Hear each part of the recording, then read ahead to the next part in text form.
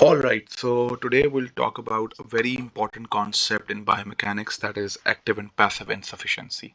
This would keep coming up in all of your exams that are related to physical therapy or any other rehab science field where you are learning about biomechanics. Okay, so that's why I thought that I'll make a video about this cardinal concept so that everybody understands what we are looking at here. Okay, so before we go towards the active and passive insufficiency, let's understand the length tension curve of the muscle. We have discussed this before, but we'll briefly touch upon this in this slide before we go towards the active and passive insufficiency and understand that. Okay, so there is a specific length tension relationship of a muscle, and that is shown here. Basically what is shown here is that this is the increase in tension. Okay, let me change this draw here with black. Okay, there's an increase in tension, and then this is the length of the muscle here. So muscle usually works best in the mid range, and that is shown here. So basically you look at this one A here. When muscle is in the shortened position, the tension is also less.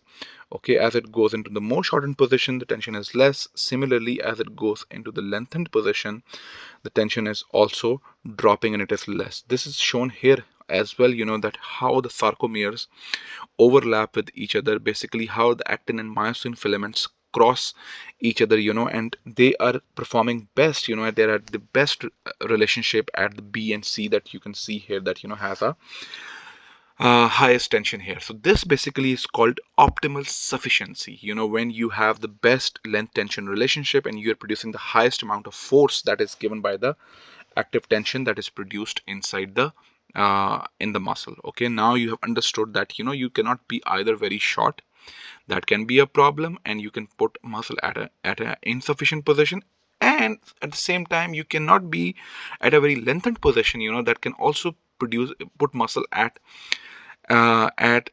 insufficient position to produce the optimal tension. Okay, now let's go towards active and passive insufficiency. That's definitely connected to the length tension relationship that we just discussed. Active insufficiency is when a muscle is too short to do its job. So basically muscle is at this location here. Okay, uh, so you see two pictures here, for example. Now I want you guys to repeat these two activities on your own self. This is an experiment that I want you guys to do. If you have a zipper, or if you are wearing if you have a jacket nearby, just put it on, and then let's see how you perform on these two activities. Okay, just pause this video and perform this one first. So this one is basically, the picture A is when your wrist is in the flexed position and the fingers are also flexed position, and the person is trying to zip up. The second one is when the wrist is in slight extension and the fingers are flexed and the person is trying to zip up.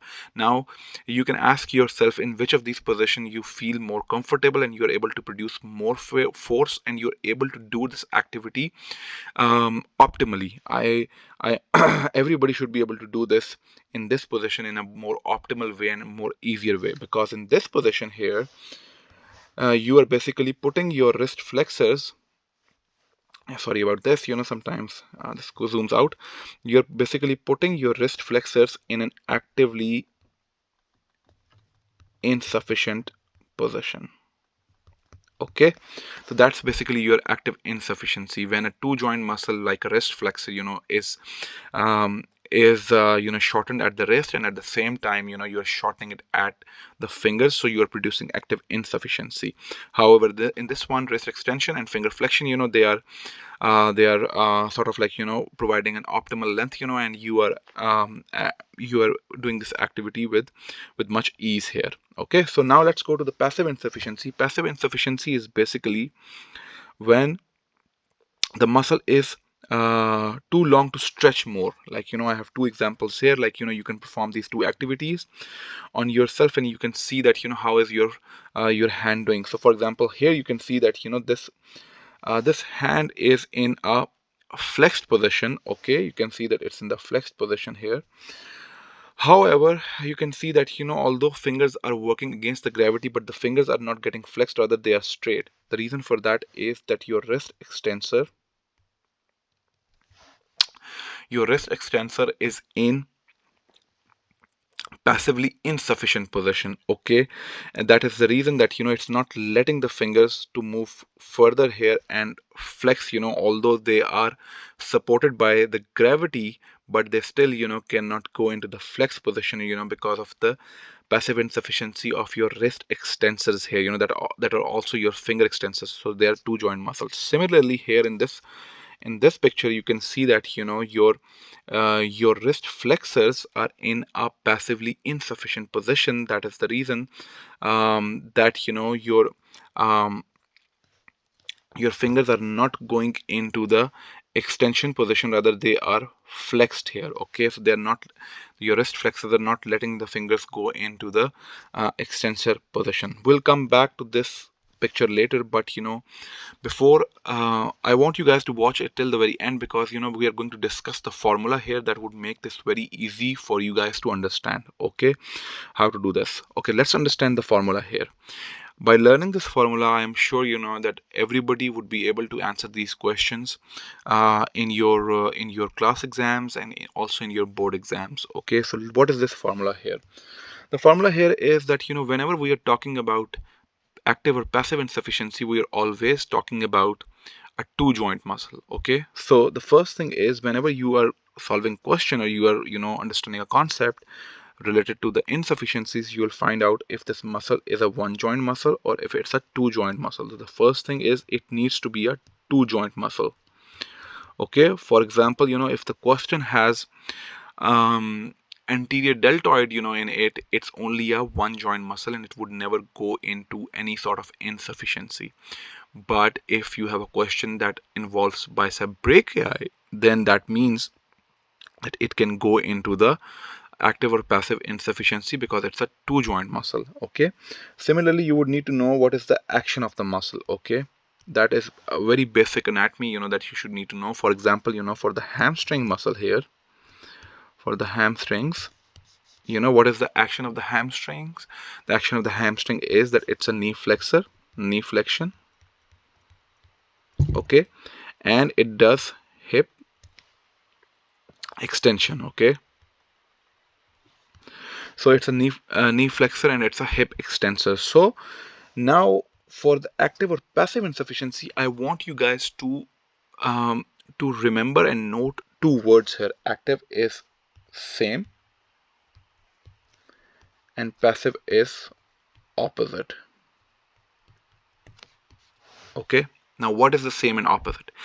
If the muscle that is a two joint muscle is having the same action as what it normally does, like if for example hamstring is going into its normal action, in the same action on both the joints, that it does, like for example knee flexion and hip extension, if it does the same thing as its normal action, then the muscle would go into the active insufficiency.